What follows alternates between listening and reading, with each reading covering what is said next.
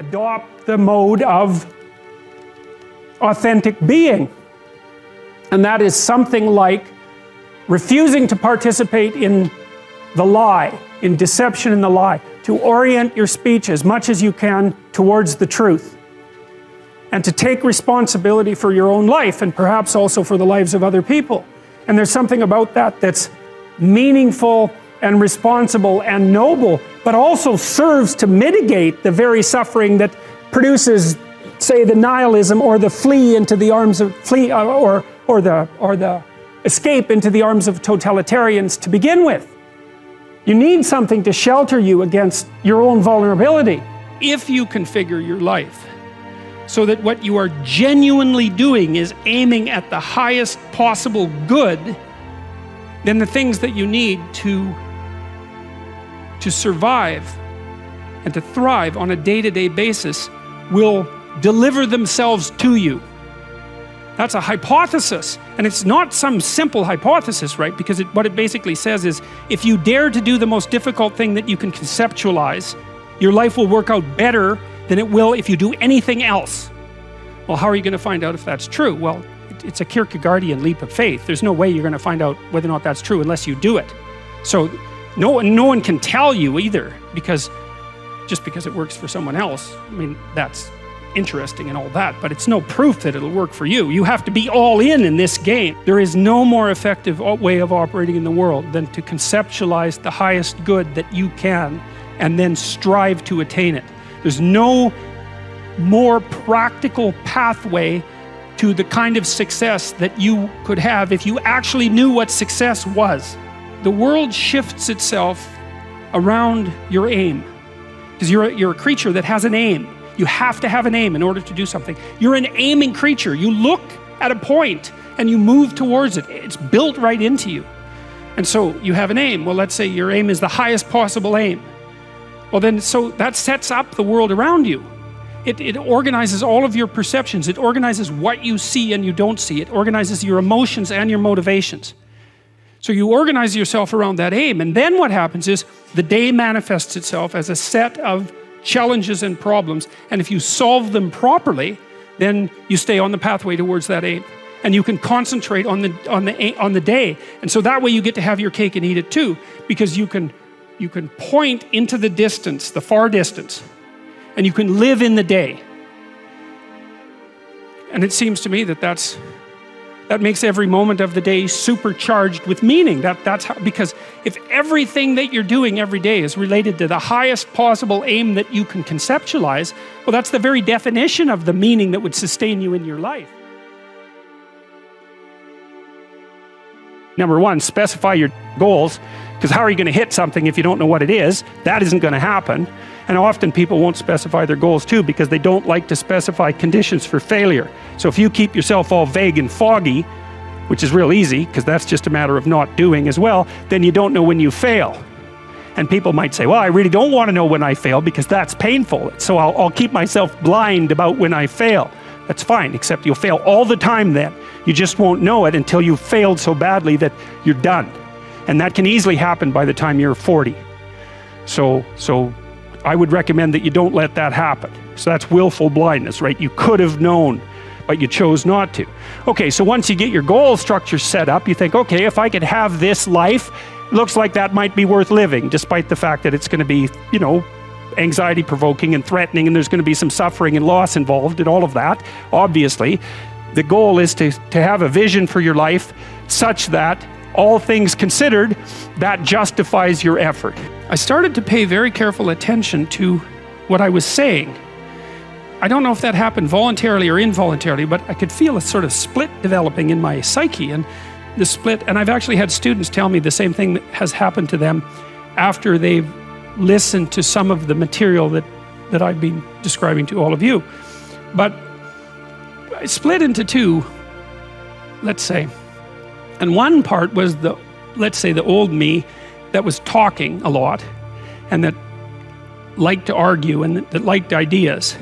And there was another part that was watching that part, like just with its eyes open and neutrally judging.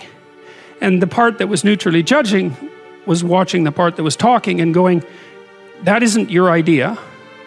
you don't really believe that. You don't really know what you're talking about.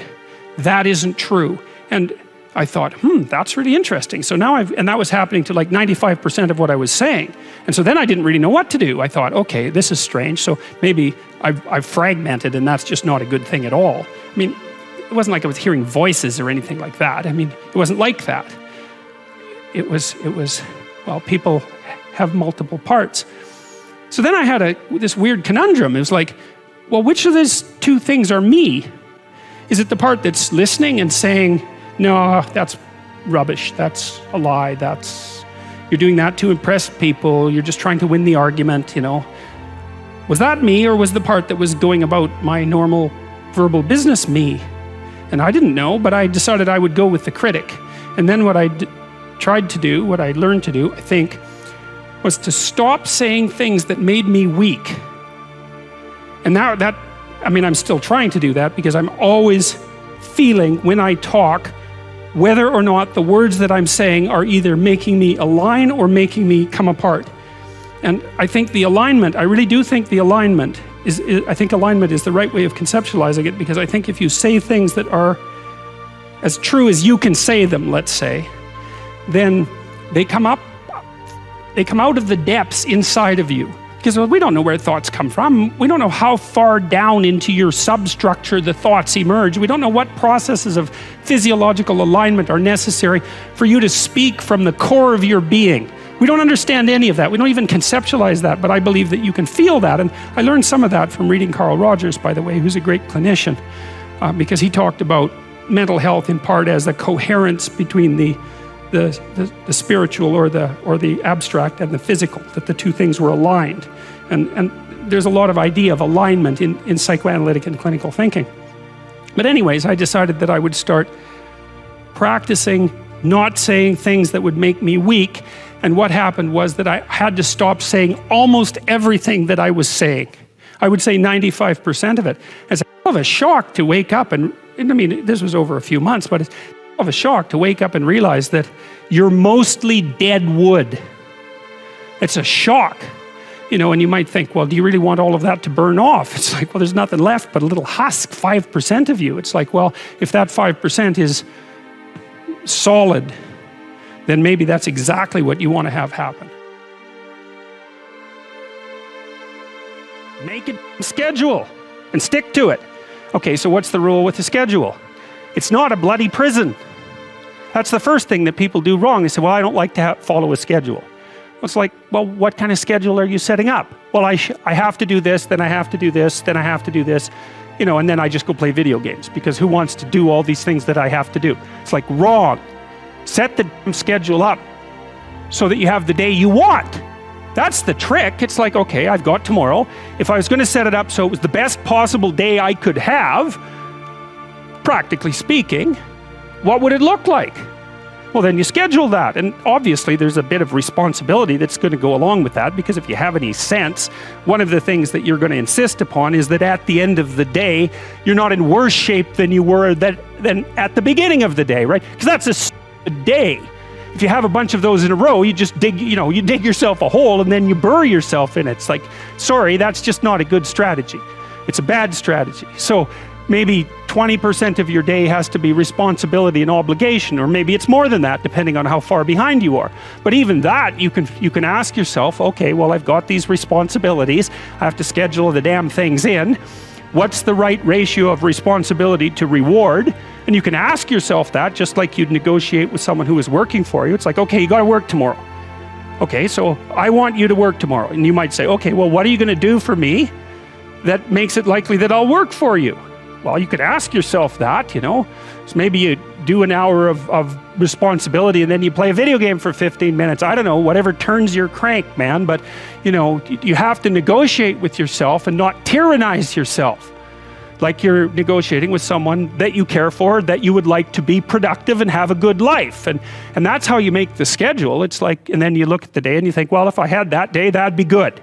Great.